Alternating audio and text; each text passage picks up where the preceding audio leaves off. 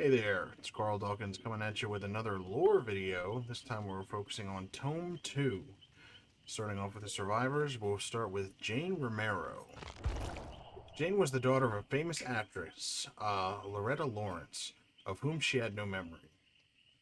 Her parents were separated when she was still a baby, mainly since her mother was often away filming. Jane was raised by her father, a struggling visual artist. She grew up torn between resenting her mother's absence from her life and admiring her presence on screen. As a teenager, Jane secretly wished to emulate her mother's talent. She would direct and perform in plays, audition for TV commercials, and help her father at his studio. During her senior year, she entered a national oratory contest and won first prize. Her performance attracted the attention of a radio station that contacted her for an interview. During the live show, her natural charm and repartee impressed the staff, who offered her a part-time job at the station. After graduating college in communication, she quit her job at the station to work for a trendy variety show, but her frank delivery and ad-libs were not appreciated by the show's executives, who fired her after 5 months. Desperate for another opportunity, Jane pitched a show at the radio station she used to work at, only to be turned down, her proposal being too risky. 4 months later, she received a phone call from a producer who had seen the reruns of the show. She was looking for a co-host to spark up the failing show Quick Talk. Live television meant long hours, low salary, and no stability, but it offered a platform to broadcast her views. She disputed the crude, inflammatory tone of Quick Talk and pushed for a relatable coverage of personal issues. Her honest delivery resonated with her audience, and within weeks the show's viewership was steadily growing. After 2 years, she launched a full-hour segment called The Jane Romero Show, which was broadcast nationally and covered taboo topics, including her personal struggle with abandonment. Her show broke records, with the initials JR becoming synonymous with the products ranging from beauty creams to fashion accessories. But Jane needed more. She wanted others to follow in her footsteps. She pushed a memoir that covered her childhood with an absent mother. Her book was an instant bestseller, but was reviewed harshly. The critics called it a serving of sad anecdotes seasoned with a bland generic self-help tips. Jane took the criticism to heart, since despite her success, the voice in the back of her mind was starting to doubt her achievements. Her success was also generated an increasing demanding schedule and a growing pressure to entertain constantly. During a particularly tense week, she canned an episode and instead launched a 2-hour special on divorce. Her stress peaked when she learned that her mother had agreed to star in her show. Jane put on a brave face and began the show. Most of it went without a hitch. But when her mother walked on set smiling warmly at the audience, Jane's stomach lurched unpleasantly.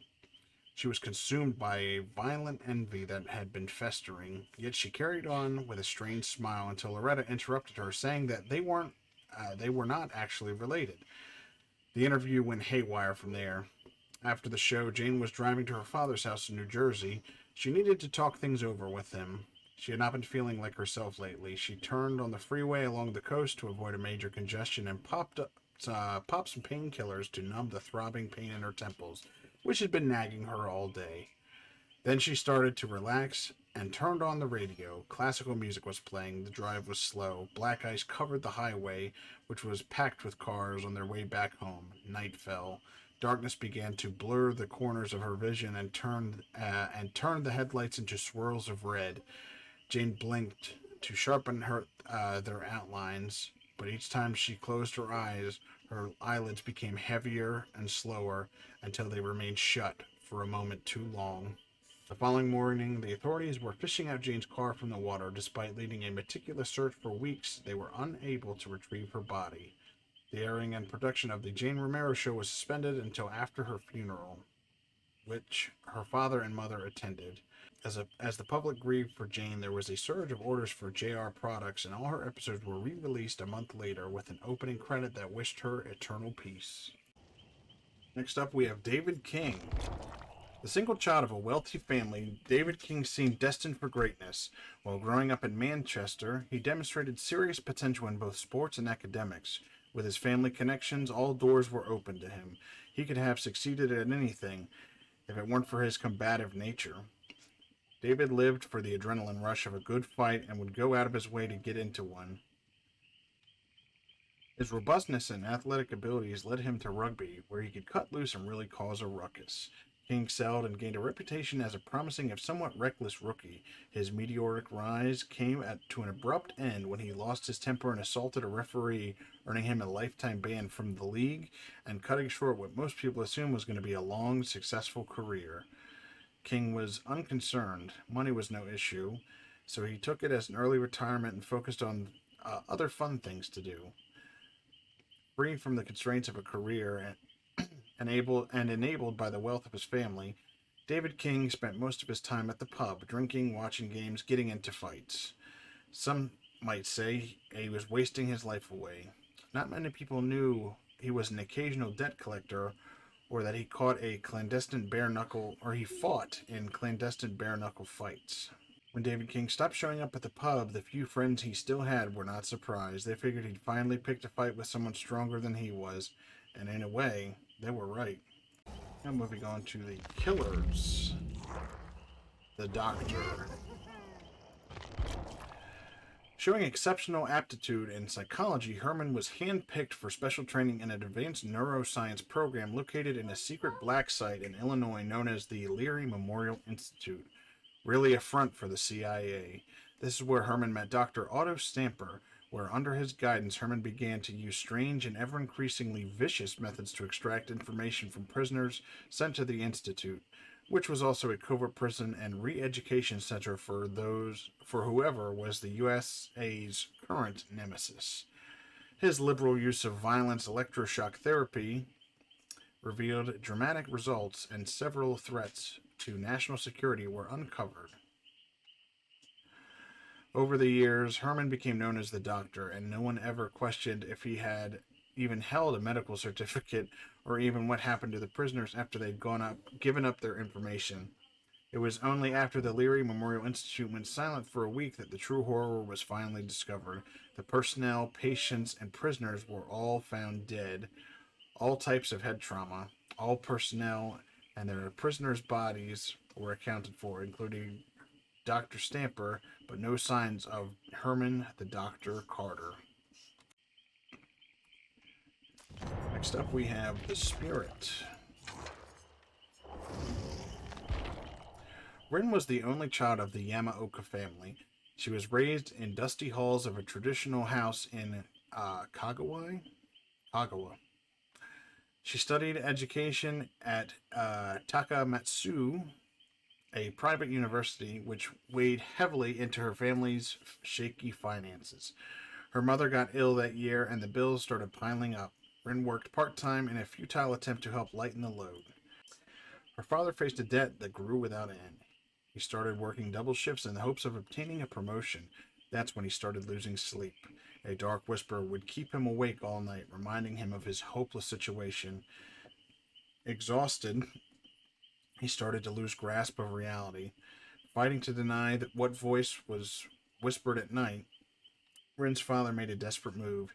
He met with his superior and explained his situation. He begged for a bonus, an advance, time off, anything. His request was denied. The company had launched a defective product line that was costing them dearly. Someone had to be held accountable, and Rin's father fitted the bill perfectly. He was fired after 22 years of service. That evening, Rin came home from work. She'd stayed late to entertain customers that lingered at the restaurant. As she parked her bike in the shed, she heard her mother's screams from the house. She rushed in, climbing up the stairs to her parents' room. She found bits of pieces of her mother on the floor. Her limbs were clean cut, tangled up in an unnatural position. Her breasts were sliced up, and revealing her rib cage, which was cracked open. Rin gagged. A sharp katana came crashing down. Rin blocked the blade, which bit into her bare forearm. The shock of recognition interrupted her pain. Her father was wielding the katana with a stoic expression. She cried out to make him stop, but he slashed her arm again.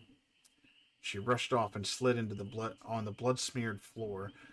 Using the door frame as support, she raised herself up. The katana ripped through the wall, cleaving her other arm. She screamed in pain as she limped into the hallway, only to be met by her father's blade. She stepped back, trembling as she held together the soft, loose flesh of her abdomen. Images of her mother's tangled limbs flashed before her eyes. Rin charged at her father, making him stumble back. He pushed her torn abdomen, and she reclined in pain. As she struggled to get back up, he slashed her thigh, making her collapse on the floor. As she crawled towards the stairs, he began to grab her hair and yank her against the partition. The glass shattered on impact. She fell through, landing one floor down. She heard footsteps somewhere above her. With effort, she moved, worming her way into a sea of broken glass. The shards gnawed at her, ripping her flesh. He had to be stopped.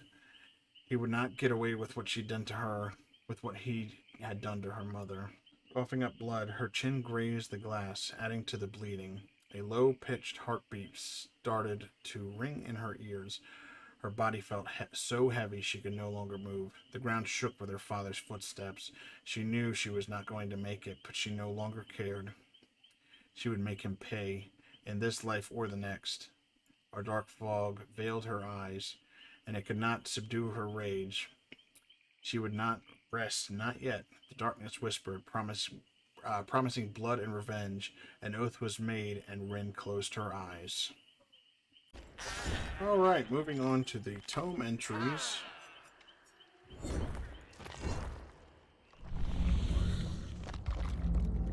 Tome number 2, Reckoning.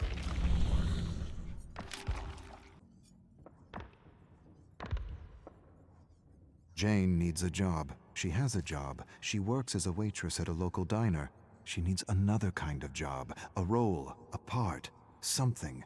Anything to let her know she's on the right path. Anything to let her know she deserves more than a school variety show. Acting is a fool's pursuit, 1 in a billion, her father says.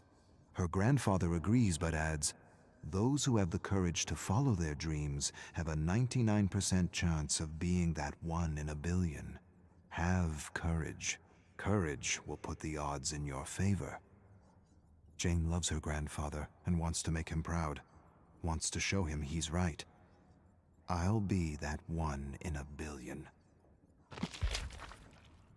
Mexican waitress speaks in Mexican and English with a Mexican accent. Who wrote this? Mexican isn't a language. Doesn't matter, you get the gist. Her face grows warm with frustration. The accent isn't necessary. Why? Why the accent? Why can't it just be waitress? Waitress who speaks English? Why does the script need the waitress to be Mexican? Why is this important to the scene? Jane stares at the director, trying to understand his needs. It brings flavor. What does that mean? It doesn't bring flavor. It perpetuates a stereotype. Yet, Jane says nothing. She says nothing because she doesn't want to be blacklisted as a social justice warrior. Doesn't want to be called a complaining minority.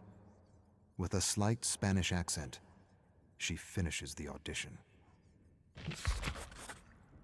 Jane shares a beer with her friend Dwayne.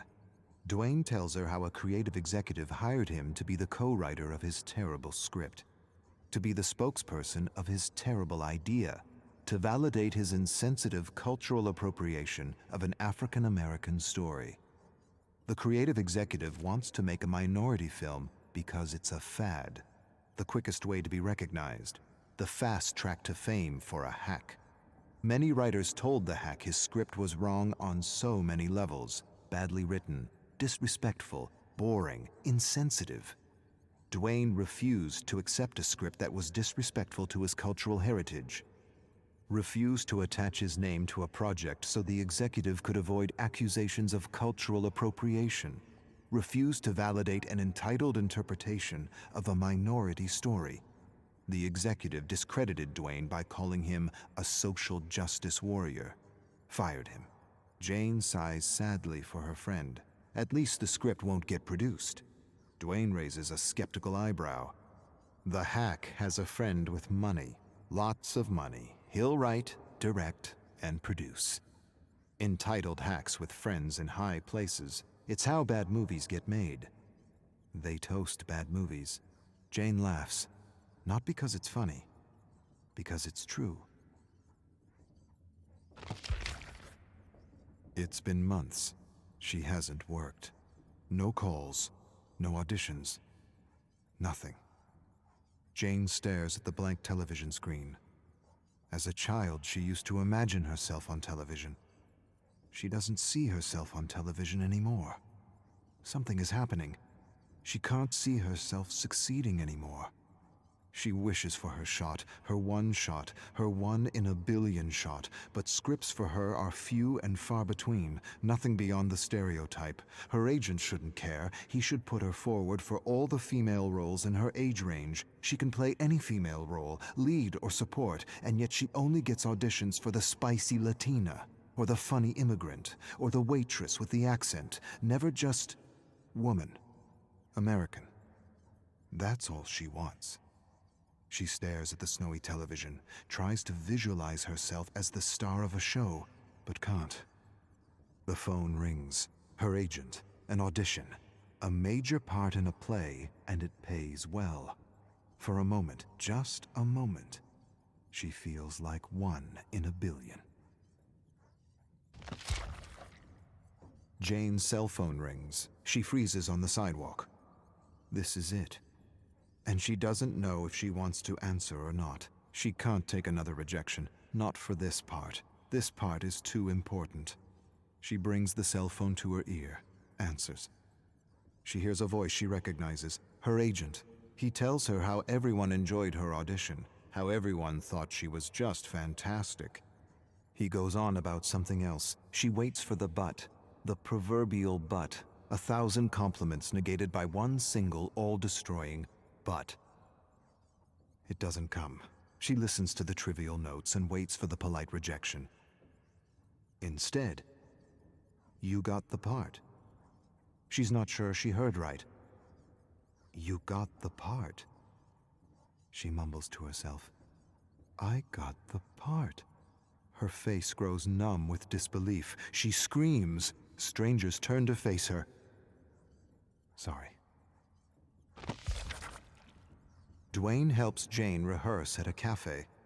They take a break and he tells her the hack is now doing a Chinese story and is desperately searching for a Chinese writer to validate his most recent abomination. Jane laughs. Hacks with money, it's how bad movies get made. She tells Dwayne things are going well with the play. She doesn't have to do an accent, doesn't have to wear a miniskirt or perpetuate a ridiculous stereotype. Doesn't have to do all the stupidities she had to do in the past. This is a real gig, a meaningful gig, a gig she can share with her family. She knocks on the table. Dwayne laughs and says it isn't wood. She shrugs. He says he's happy for her and hands her a cutout from a magazine. Open audition for Quick Talk. He says he put in a good word for her. She'd make a perfect host. She thanks him, but the play takes all her time. Too bad. You're the most real person I know, and that's what the show needs. Authenticity. Last rehearsal before opening night, and she's nailed her role despite some last-minute changes to the script. She feels the adrenaline and a great sense of flow unlike anything she's ever experienced before. The director claps after the last line is delivered. He approaches her, tells her he's amazed, impressed, inspired, but he feels her character would work better with an accent. A what? The request undermines her, shatters her. Why? I don't understand. For giggles. It would be fun. The character doesn't need an accent. The character is fine without an accent. But it would add comic relief. Comic relief! That's what she is to this director, to the producers, to this industry. Comic relief. She stares at him, waits for him to burst out laughing, waits for him to say he's joking, waits for an apology that never comes. She sighs and feels the strength of her ancestors coursing through her veins, a strength that won't allow her to sell out, a strength that won't allow her to perpetuate a hurtful image of what it means to be an American. She shakes her head at the director. Find a comedian, asshole. She storms off stage. Those who follow their path beat the odds, even if the odds are 1,000,000,000 to 1. Bullshit.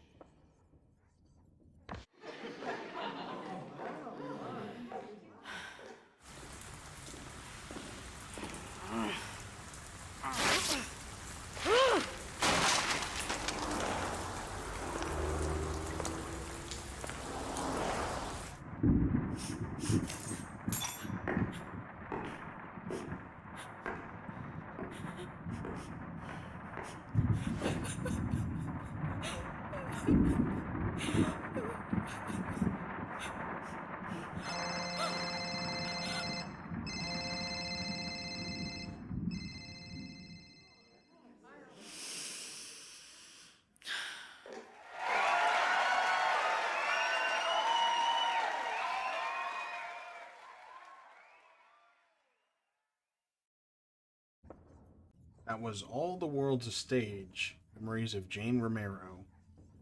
Next up, it's Manchester Mashup, Memories of David King.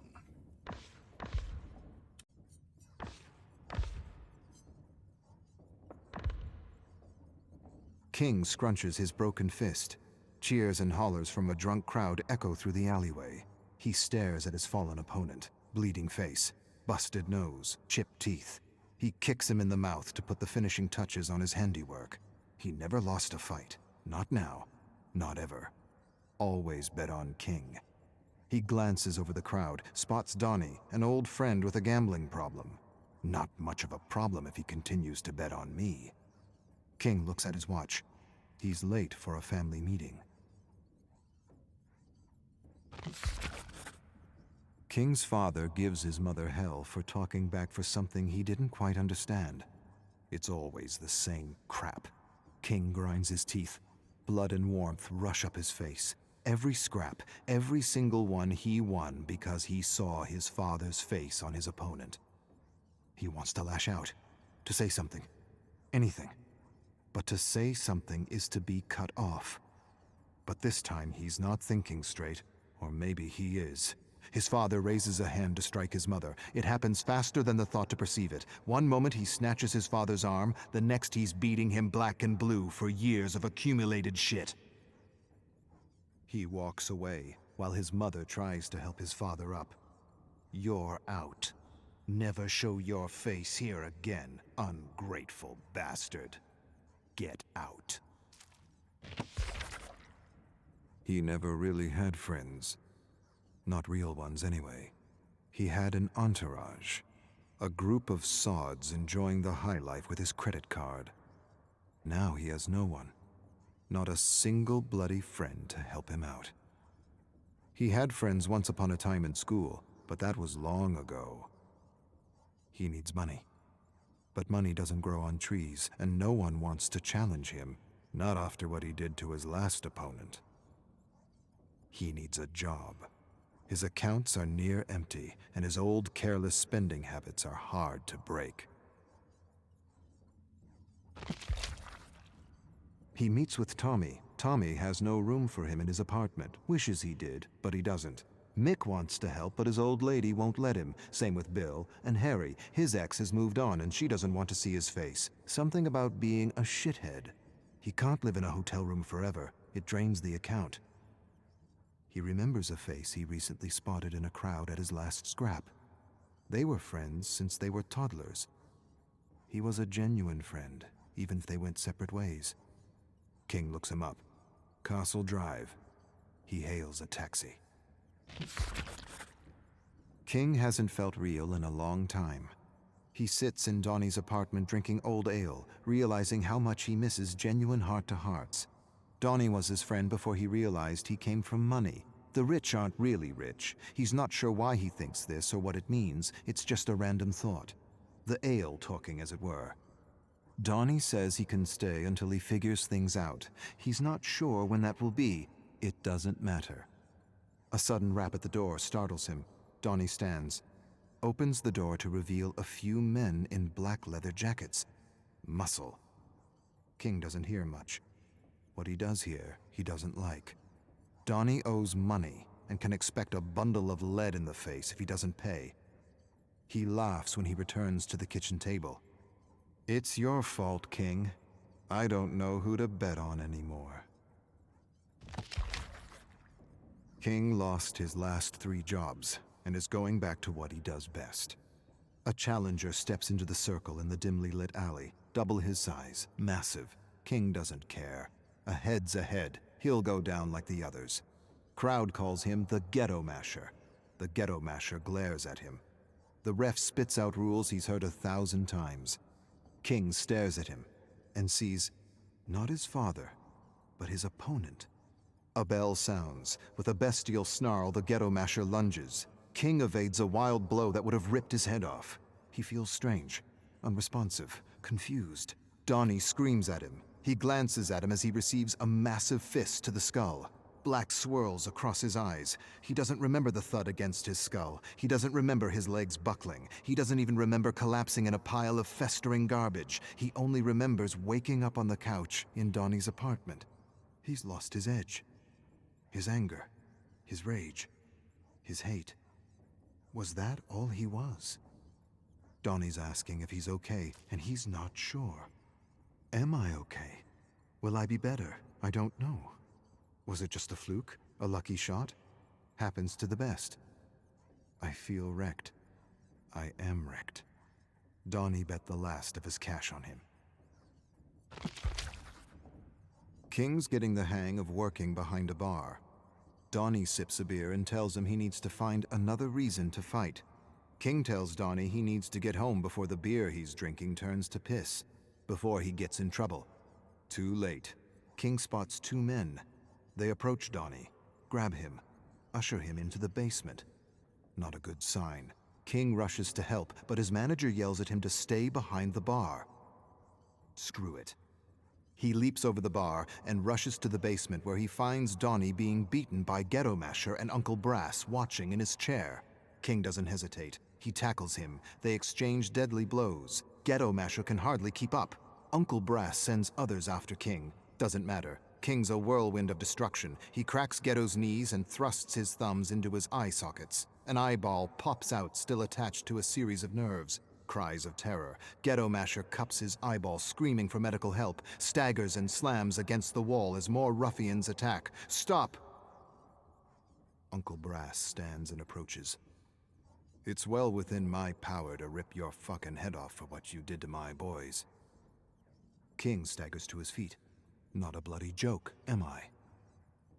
His debt is paid if you work for me. He straightens up and brushes his jacket, smiles. Always bet on King.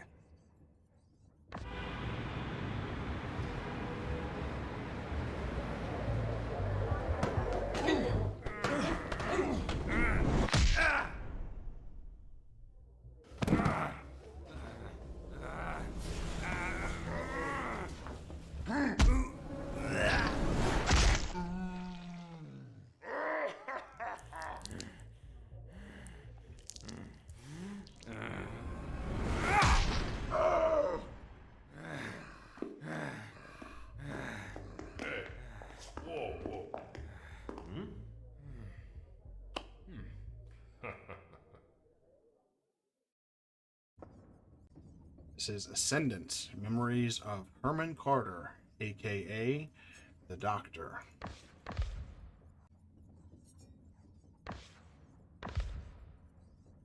Imbecile. That's what he calls Professor Blanchard. The imbecile is choosing 2 students to lead a research assignment in an abandoned farmhouse. Carter knows he's going to be selected. He's the best in the neuroscience program. The best at the Leary. The Leary. It could only be the Leary. The Leary or the Allen.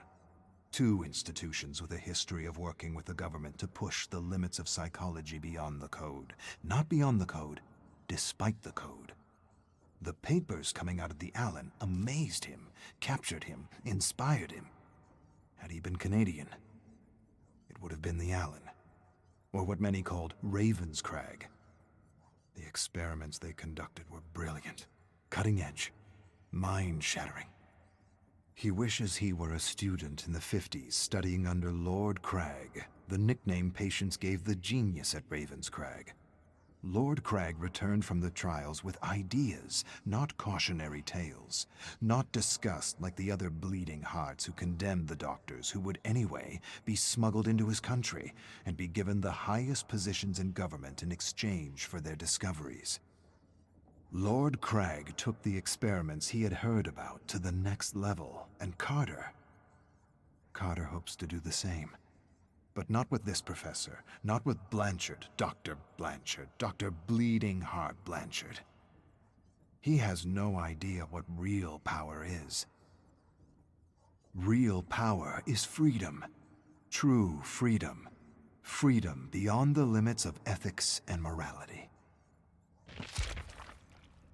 Carter's leading the research assignment with another peer. The challenge? Secure the secret word through the good doctor, bad doctor interrogation technique put forward by some other bleeding heart imbecile at some other institution. He's bad doctor with a code, a list of do's and don'ts the imbecile gave him. Very limiting, too limiting, self-limiting even. How is he supposed to secure anything with these limits? Surely he realizes how futile the experiment is with this code. Nevertheless, he tries. He shouts at a fellow student sitting across the table from him. Shouts? Big deal. Tell me or I'll... Shout again. The student doesn't take him seriously. He's play-acting fear. It's all make-believe for him. I should smash his skull and yank the secret word out of his substandard mediocre brain. Second day, and nothing. Carter's frustrated, really frustrated. At least they're tied up, all 7 of them, but it's still not enough. They need to take the interrogation to the next level, deprive them of food and water. They'll talk. When their cells begin to self-cannibalize, they'll talk. Better yet, he wants to deprive them of sleep. Sleep deprivation. Removes masks, lowers guards, makes prisoners talk for the promise of a few minutes of sleep. The 7 prisoners stare at him. They know they're safe. He can see it in their eyes. Limits. No one got anywhere respecting limits. He despises his colleague, Good Doctor. He'd have the secret by now had he been working alone and without a code. Ridiculous limits. Skinner knew better. Put his own kid in some kind of a box for years just to see what it would do. Huxley worked for the Secret Service and wrote Truths as Lies and Brave New World. War of the Worlds was another great test in mass propaganda. The power of the radio to induce fear and anxiety in an unsuspecting audience. The power of fear and anxiety to inspire silence and indifference and create perfect consumers. Ethics, morality, limits. For sheep, not shepherds. Carter feels anxiety unlike he ever felt as he watches Good Doctor interrogate one of his classmates. He approaches him from behind with a piece of wood, something he found on the ground, raises the makeshift club. Before he realizes what he's doing, he pounds the Good Doctor's head. Pretend fear becomes real fear as his fellow students stare at him in horror. No more Good Doctor. No more rules. No more limits. Except the limits of his imagination. Carter ties a student to a chair. Warm blood drips everywhere. He twists pieces of flesh off his face. The sheep look away, but never up. With terrible moans and squirms, he gets a secret word from each and every one of them. New, Reich, Horizons, Fourth, Bird, Kill. His classmates beg to be released. They sob and agonize in their chairs. They plead the experiment is over. You have the words. You win. We're done. Carter smiles. He's still got a few days. A few more days and a few more experiments to run. Could put his career at risk. But he's got the Good Doctor to take the fall. I'll take what I learned from Lord Crag and lobotomize these imbeciles and manipulate... No, not manipulate. Manufacture. Yes, manufacture reality. Music blares. Eyes are kept forced open with toothpicks. Carter piggybacks a looping song with an inaudible subliminal frequency to evoke fear, anxiety, and discontent. He experimented with the loop on his parents, always caused a fight between them. He doesn't remember where he got the loop. He first read about the subliminal frequency from advertisers. Advertisers deny subliminal loops work. Of course they do. Advertisers deny they use subliminal loops. But they do. They use them, and they work. They must. They must because peace and contentment is our natural disposition. War and discontent needs to be instilled, enforced, manufactured, repeated over and over again until it's the main script in the collective consciousness. Paperclip, Bluebird, MK Ultra, MK Delta, MK Search. They were all necessary. Lord Crag had the right idea, good instincts. So did the Black Sorcerer and the Dirty Trickster. They inspired all the goodies he brought with him in his bag. Music, drinks, drugs, lots of drugs. For a moment, just a moment, he hesitates. He'll probably go to jail for a long time if he uses his goodies. But being free, being truly free for a few days, is worth a lifetime of imprisonment. But I won't get caught. Good Doctor will. Carter wonders if he can remother these sheep. Remother, he loves the term. He wishes it was his own, but it's not. Shock them with electricity and expose them to endless images of death, chaos, and destruction. Traumatize the brain, empty it, lobotomize these subjects to remother them with new personalities. He wonders if he could remother these sheep into wolves. Get them to kill each other. Better yet, turn these good, law-abiding students into serial bombers. He rips the plug out of a lamp, splits the wires, peels the wire, places the exposed wire into a student's mouth, slowly approaches the socket, taking in his terror, plugs it in, screams as he remothers this exemplary student. A putrid smell of burning hair and skin reaches his olfactory receptors. There's another stench. Imbecile soiled himself. Carter laughs. He hasn't been this stimulated in ages. To be free. To be truly free. Carter hasn't had this much fun since he first tried to transplant a mouse brain into a rabbit. A week isn't enough. He wishes he had more time. He needs more time. There are new avenues within the mind to explore. Too many avenues, not enough time. He wishes he had the tools to operate on their brains. There are knives in the kitchen. Good work. Not surgical precision, but good enough. He's read about a gland in the brain that looks like an eye. A gland that supposedly secretes DMT, a kind of mystical drug. He wonders if he can extract it from a living subject. He wonders what a good dosage of human DMT does to a test subject. Carter unties a rope. He's going to release Good Doctor. He's pumped him with drugs and programmed him with new thoughts. He believes the other students are Russian spies that need to be executed for national security. He unwraps the rope and places a screwdriver in his hands. He changes his mind, removes the screwdriver, replaces it with a fork, changes his mind again, replaces the fork with a spoon. He's never seen a spoon used to kill a human being. He backs away from Good Doctor, who is lost and confused, remothered. He says a phrase. The moon is down. Confusion becomes clarity as Good Doctor stands and approaches the Russian spies with a spoon. Brilliant. Bleeding Heart Blanchard returns to the farmhouse with a group of men Carter's never seen before. They look like government men. He suppresses a smile and tells them Good Doctor got out of hand, took things a degree too far. He barely got out alive. Blanchard tells him to shut up. His tone is different. He doesn't sound like an imbecile. We taped the whole thing. Carter exchanges a look with the men in black suits. He doesn't understand. The imbecile enters and does the unexpected.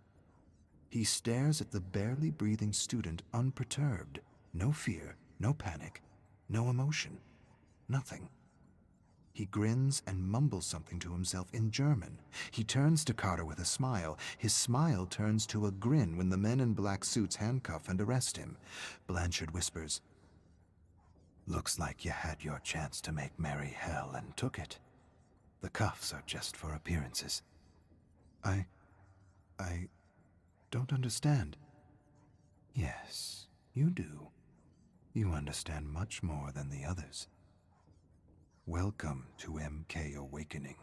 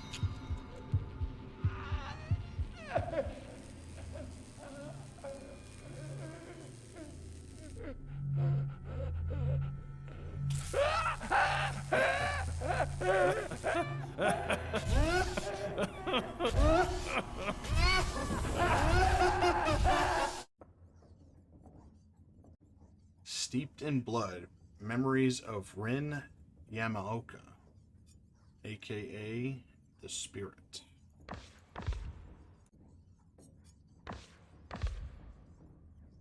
Rin sits at her desk, dreading the end of the school day. Not because she enjoys junior high or because she respects her teachers, but because she despises being forced to learn kendo. But her father demands it. He demands that she practice the way of the sword. Not just practice, excel. She's a Yamaoka. The Yamaokas come from a proud legacy, a samurai legacy. He reminds her of this every day, and every day the kids tease and humiliate her, telling her she has no business in their class, telling her she should wield a broom, not a shinai. She ignores them and tries her best. Maybe if she excels with a katana, her father will feel better. He hasn't been himself as of late, frustrated, irritable, reactive. She can't do anything right, nor can her mother. He has become very quiet and talks and argues with himself.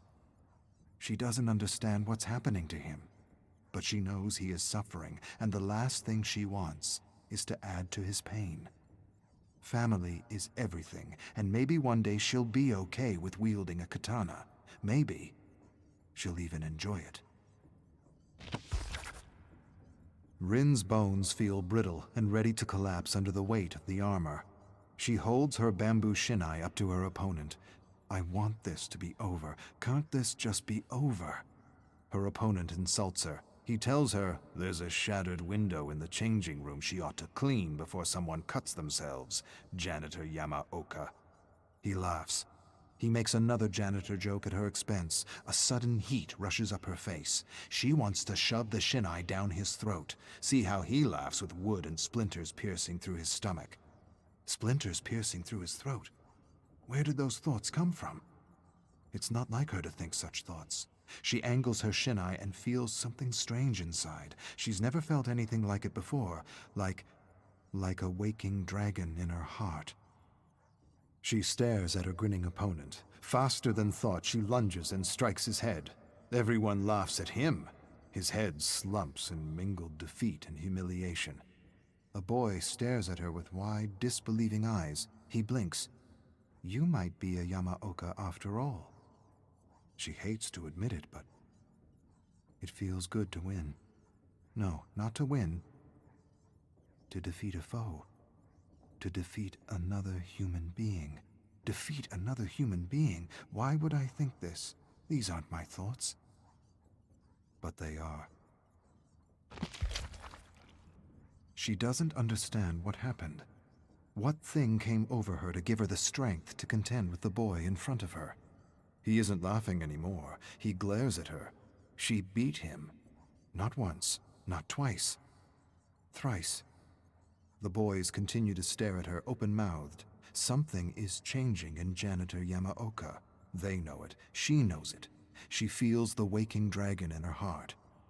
It's the closest she's ever felt to being a fighter, a warrior, a Yamaoka. And she likes it. Likes being treated with respect.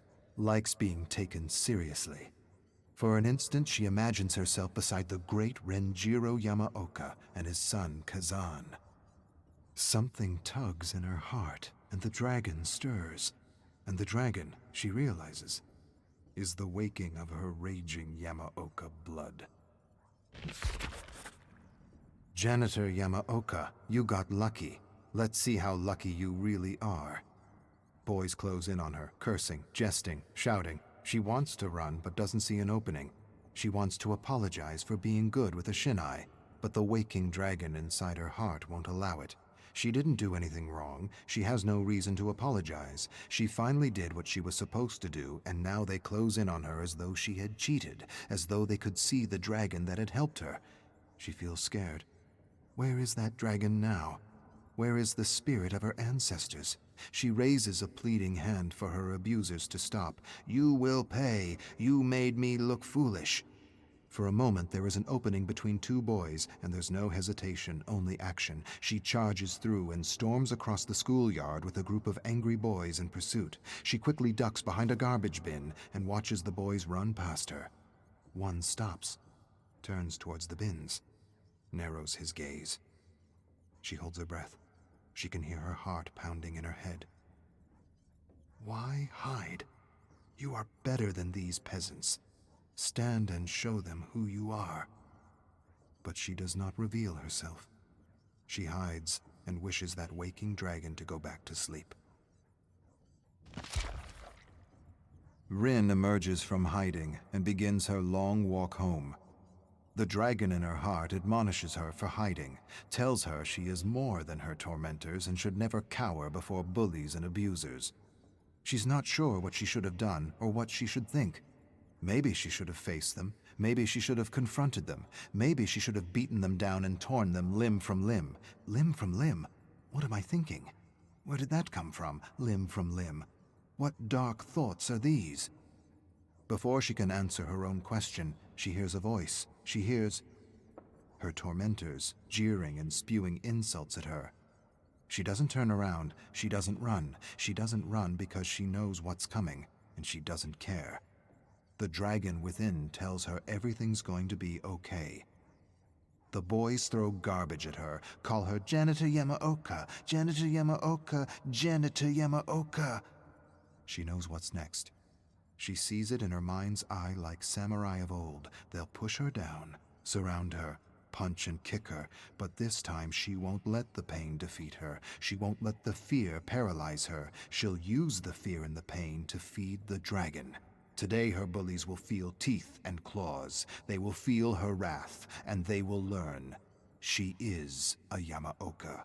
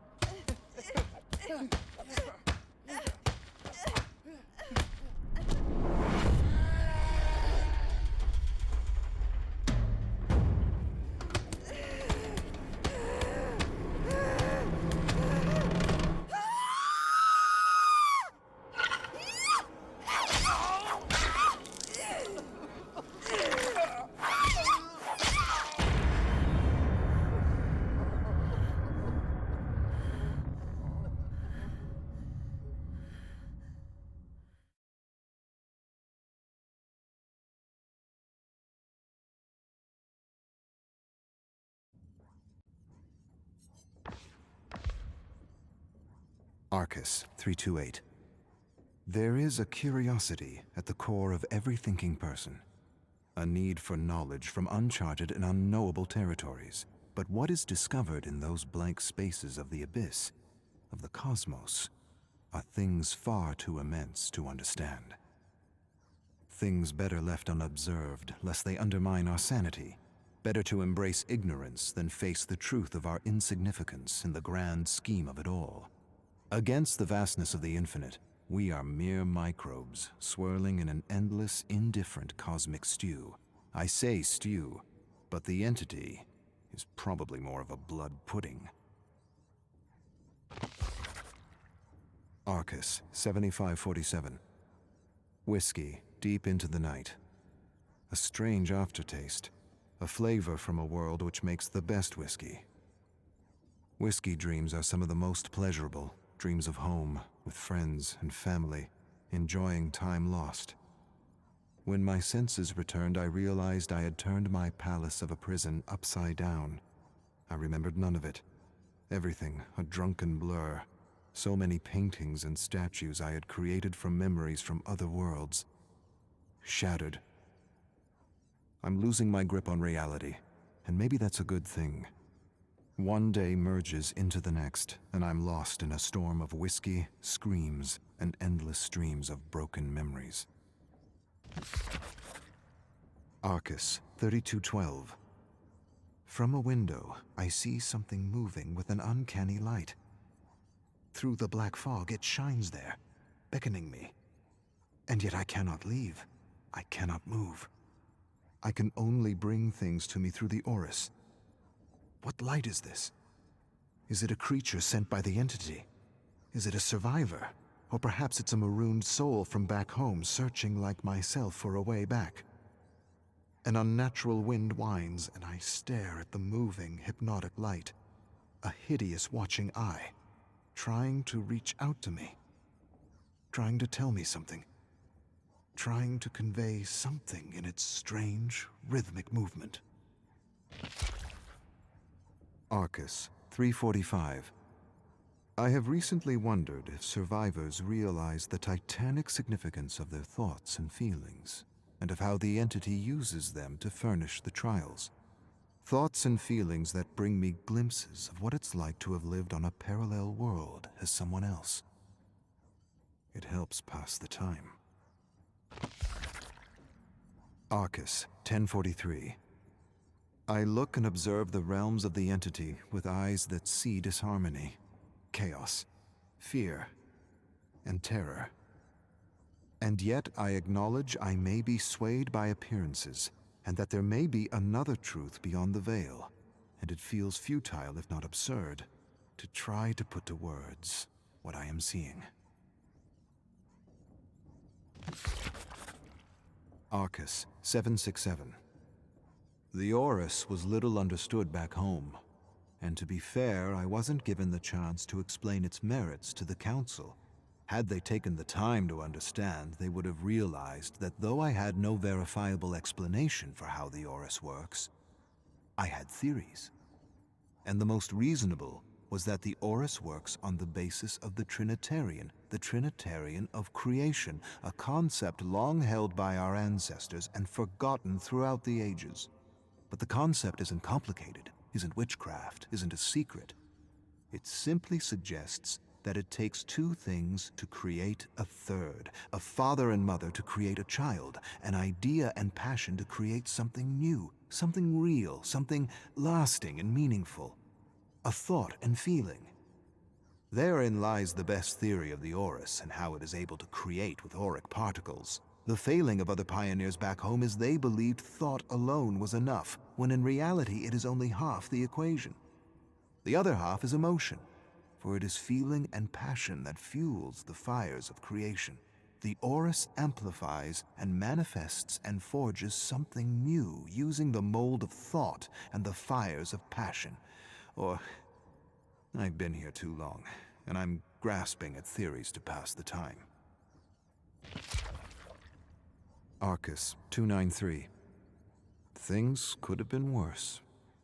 I could have been banished in a dimension without auric fog, containing the memory imprints of countless victims. Memories that keep me entertained and busy with my coin and spirit collections. And the music. The variations from parallel worlds. It helps pass the time. In a twisted way, I think what I'm admitting is that I'm glad the entity takes what it wants, when it wants, from the Omniverse. Arcus 632. Through a rift, I believe I culled another memory of Vigo, manifesting reality within the entity with something reminiscent of the Orus. How he came to understand the machinations of the fog is both puzzling and inspiring. It suggests to me that perhaps this place enhances one's connections to our infinite selves throughout the Omniverse. Arcus 9873. King has this way of doing things that are quite amusing. One of my favorite memories I return to time and time again whenever I need a lift is Memory 2332. Gasoline Man. King grabs this man who skipped a few payments on a loan. He drags him by the hair and throws him in an alley. He grabs a metal gasoline container and douses the sod with its contents and lights a match. He stares at him through the flickering flame as the man screams in terror. He watches him beg for his life. Then he flings the match. The man's eyes pop out of his head as the flame hits his chest and falls to the floor with a sizzle. King tells him to make his payment or next time he'll use real gasoline. Brilliant. Arcus 9082. Max has quite an arm. A farmer made his way out of a barn, and with one well-aimed blow with a spade, his head was severed from his shoulders, and 2 spouts of hot blood burst from his body like geysers. He watched the headless man stagger stupidly and collapse in a growing puddle of steaming blood. I have to admit I've gone through this memory more than once. It's one of my favorites. I find Max disturbingly amusing, and the illusion of death fascinating. At a distance.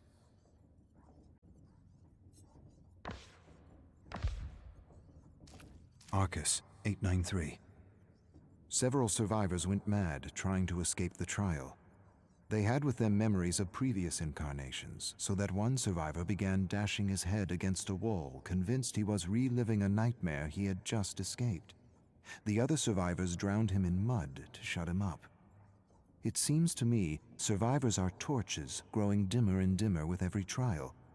Some stop to feel altogether and are doomed to the void. Others go raving mad and need to be silenced by others. Arcus 223. I felt an uncanny and unseen presence in the archives as I contemplated the entity. I could hear the labored breathing of killers standing outside my prison. I looked out into the dark, raging fog and saw nothing. Either the entity is aware of my presence and is preparing to send killers to put an end to my plans, or the memories of survivors are somehow merging with my personal memories, and these sounds are mere side effects of overusing the Orus. In the end, it doesn't matter. If I could end the entity, I would, even if it meant my own demise. My life is little to pay for the salvation of the worlds it will destroy. Arcus 1032. Jumbled experiences of brutal killers and weird rituals of godless brutes from worlds too dark to care. I jerked myself straight out of one memory that pulled me into a cavern of bodies with an odor so repugnant I was retching for hours. I still have that horrible taste in my mouth and shudder at the thought of that smell. That horrible smell. Rotting humanity. What foul creature of a man had made this festering hole his lair is beyond me.